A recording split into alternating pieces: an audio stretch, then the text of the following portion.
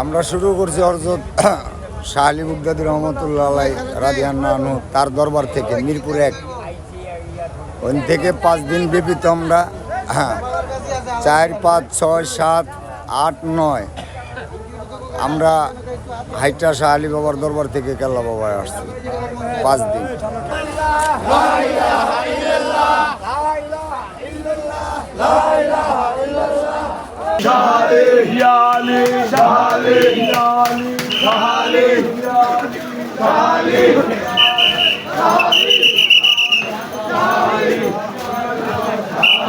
মোনাজাতের আগেও কেউ যাইব, আমরা থাকবো মাকিরি মোনাজাত করে তারপরে বিদায়।